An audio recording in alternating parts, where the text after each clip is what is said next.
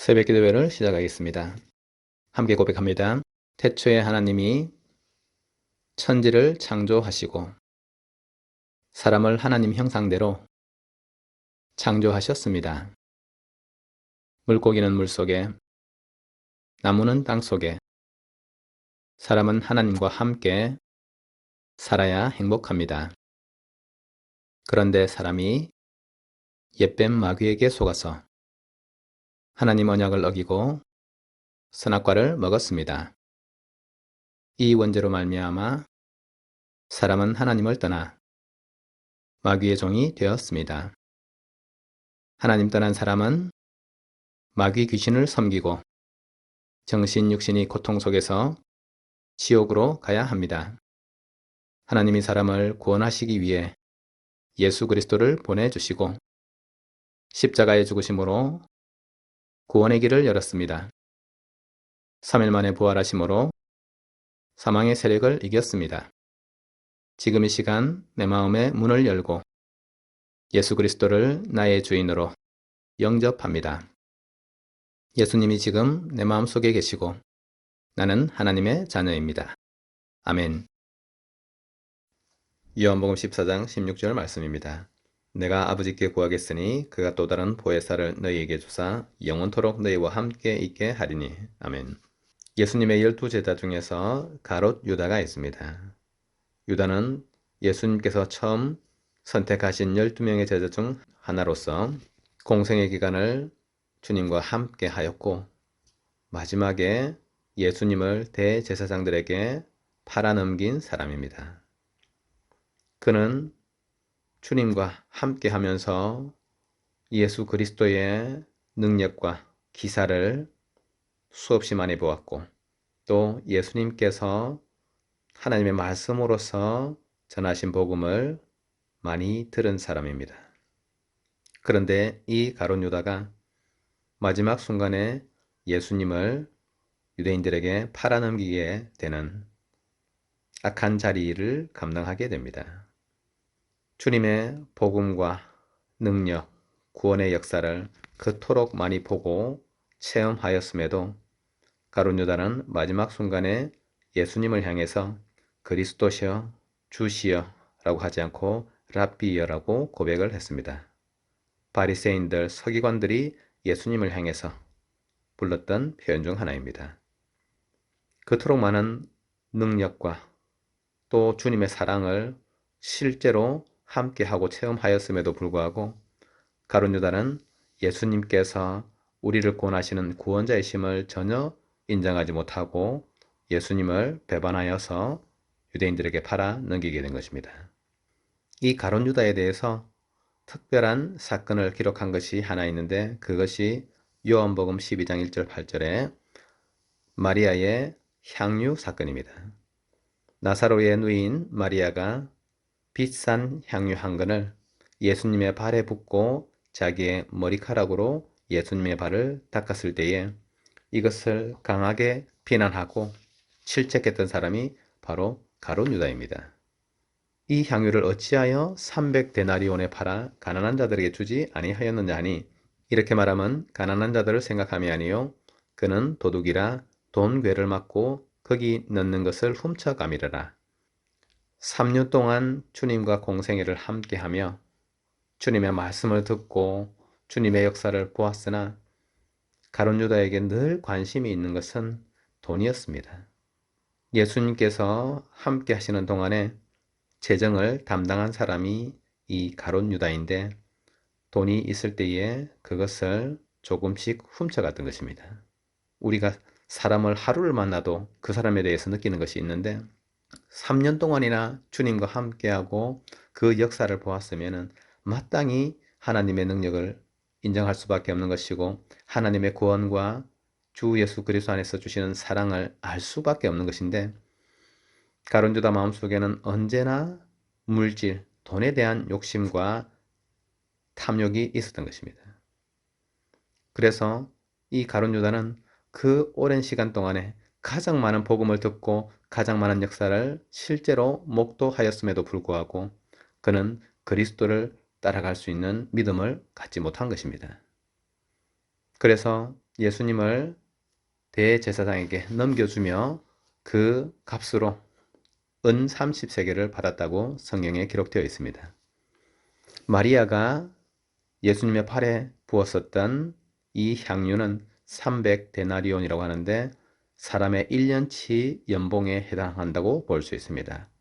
은 30세겔은 출애굽기에 소가 남종이나 여종을 불로 들이받아서 죽이게 되면은 그때 은 30세겔로 갚으라고 되어 있습니다.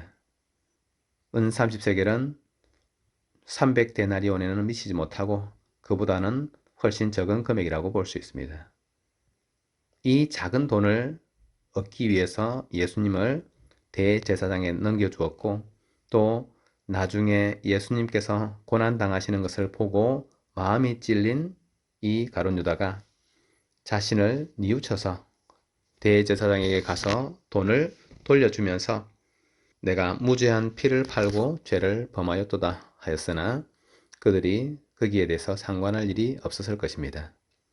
스스로 죄책감을 이기지 못한 가룟 유다는 자신이 혼자서 자결하는 결과를 맞이하게 됩니다. 복음의 능력이 우리 안에 임할 때에 우리는 그것을 보고 하나님을 알고 믿고 하나님을 쫓아가게 되어 있습니다.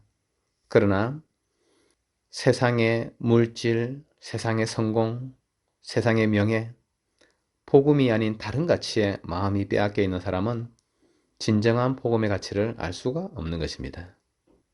예수님과 함께하는 이 소중한 시간들을 하나님의 복음을 알고 하나님을 믿고 하나님의 능력과 역사 속에 함께 참여되는 축복을 누리는 데 관심이 있는 것이 아니라 그 자그마한 돈에 관심이 있었던 이 가룟 유다는 자신의 삶 속에서 너무나 실패된 잘못된 결정을 하게 된 것이고 이 잘못된 선택은 영원한 멸망으로 치닫게 된 것입니다. 성경은 가룟 유다에 대해서 유다는 이 직무를 버리고 자기 곳으로 갔다고 기록했습니다.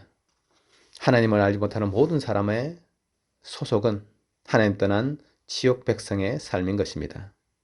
하나님을 믿지 않고 예수 그리스도 복음 속에 들어오지 않은 모든 사람들은 누구나 다 원하거나 원하지 않거나 상관없이 마귀의 자녀임을 예수님께서는 말씀하셨습니다. 살아있는 동안에도 지옥의 삶을 살아야 되는 것이고 지옥의 배경 속에 묶여 있는 것입니다. 죽은 이후에는 마땅히 가야 할 지옥으로 가게 되는 것입니다. 우리 가족들이 교회에 와서 예배하고 많은 축복과 또 많은 행복을 누릴 수 있습니다. 가장 중요하게 예수 그리스도를 믿는 믿음을 얻는 것이 하나님께서 우리에게 주신 복음을 누리는 길이 되는 것입니다. 영접하는 자 곧 그 이름을 믿는 자들에게는 하나님의 자녀가 되는 권세를 주셨으니 이는 혈통으로나 육정으로나 사람의 뜻으로 나지 아니하고 오직 하나님께로부터 난 자들이니라. 예수 그리스도를 믿는 자에게 하나님은 구원을 주시는 것입니다. 그리고 예수 그리스도를 믿을 때에 예수님께서 성령으로 우리 안에 찾아오시게 되는 것입니다. 내가 아버지께 구하겠으니 그가 또 다른 보혜사를 너희에게 주사 영원토록 너희와 함께 있게 하리니 그리스도 예수께서 우리가 마음의 문을 열고 그리스도를 받을 때에 우리 안에 오셔서 항상 함께 하시고 우리와 더불어 먹으신다고 약속하신 것입니다.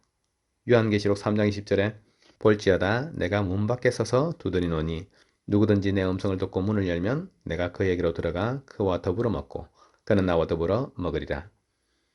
우리가 예수 그리스도를 믿고 예수님을 내 마음속에 주인으로 삼을 때에 주께서 내 안에 우리 안에 임하셔서 우리와 함께 거하시고 우리가 하나님의 성전으로 변화되게 되는 것입니다.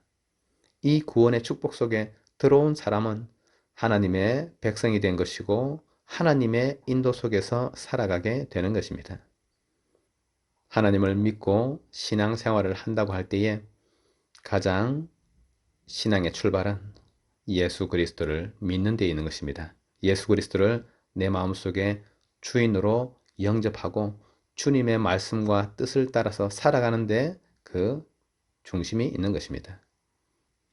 에베소서 1장 20절 23절에 그의 능력이 그리스도 안에서 역사하사 죽은 자들 가운데서 다시 살리시고 하늘에서 자기의 오른편에 앉히사 모든 통치와 권세와 능력과 주권과 이 세상뿐 아니라 오는 세상에 일컫는 모든 이름 위에 뛰어나게 하시고 또 만물을 그의 발 아래에 복종하게 하시고 그를 만물 위에 교회의 머리로 삼으셨느니라.